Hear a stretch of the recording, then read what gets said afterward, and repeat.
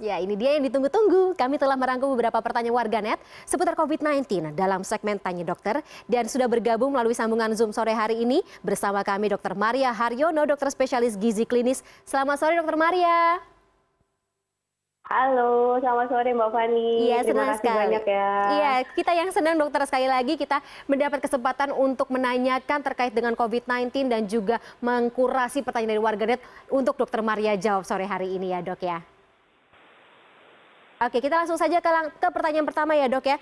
Yang pertama dari Ardian Zafar 1 dan Encep Suryana 01 yang kita gabung nih.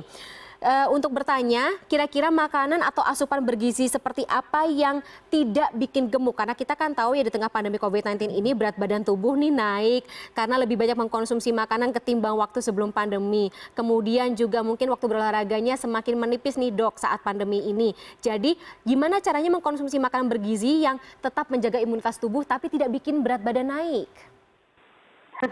Jadi ya oke, jadi ini memang pertanyaan yang ditanyakan banyak orang banget gitu ya. Soalnya rata-rata selama kira-kira 6 bulan, 7 bulan pandemi ini, banyak yang kenaikan berat badannya bisa mencapai 3 sampai 4 kilo. Nah, kita ketahui bahwa kelompok orang yang obesitas termasuk disebut-sebut komorbid untuk saat terjangkit gitu ya. Jadi diusahakan bukan untuk diet mati-matian turunkan berat badan, tapi diet untuk pengaturan makanan. Halo? Iya, silakan dok, masih Ya. tersambung aman. Jadi pengaturan makan dengan cara ingat selalu disebut-sebut namanya ada yang namanya prinsip gizi seimbang. Sebisa mungkin seimbangkan apa yang tubuh Anda perlukan dengan apa yang Anda konsumsi. Jadi kalau memang waktu makannya jadi banyak, mungkin diingat-ingat jangan terlalu sering makan sedikit-sedikit ke kulkas, sedikit-sedikit order makanan. Kalaupun jamnya makan, upayakan makanlah sesuai dengan gizi seimbang. Jadi banyakkan sayur sama buahnya. Jangan lupa tetap butuh karbo untuk sumber energi tubuh kita yang biasanya tentunya orang Indonesia datangnya dari nasi gitu ya. Cukupkan seperempat porsi atau seperempat dari piring Anda datang dari karbohidrat. Nah, sisanya dari protein atau biasanya datang dari lauk pauk. Jadi kita balik, jangan sampai setengah piring kita itu isinya karbo, kemudian sayurnya hanya sebagian kecil. Upayakan tetap dibalik supaya rasa perutnya juga tetap kenyang, jadi berat badannya juga bisa dikontrol. Oke, pokoknya banyakin sayur sama buah ya dok ya daripada karbohidratnya ya. Tapi jangan lupa jangan di skip karbohidratnya sama proteinnya ya, lauknya. Ya. Oke, kita lanjut ke pertanyaan kedua ya dok ya dari @botutih92. Dok, ini kalau seseorang sering mengkonsumsi obat atau vitamin secara berlebihan tanpa resep dari dokter, apakah bisa menjamin imun tubuh tetap sehat? Wah, ini sih bagus banget sih pertanyaannya. Jadi, apakah kemudian konsumsi suplemen ini pasti menjamin sistem imun tubuh kita? Tentu jawabannya tidak. Karena tubuh kita itu untuk menjaga sistem imunnya banyak sekali faktor-faktor yang berpengaruh. Selain kebersihan dari luar, kemudian pastinya kita harus disuruh cuci tangan yang rajin ya. Kemudian sistem imun tubuh kita ini kita harus jaga bukan hanya semata-mata dari vitamin, tapi seluruh komponen nutrisi ini harus tercukupi. Tidak boleh ada yang berlebihan, tidak boleh ada yang kurang.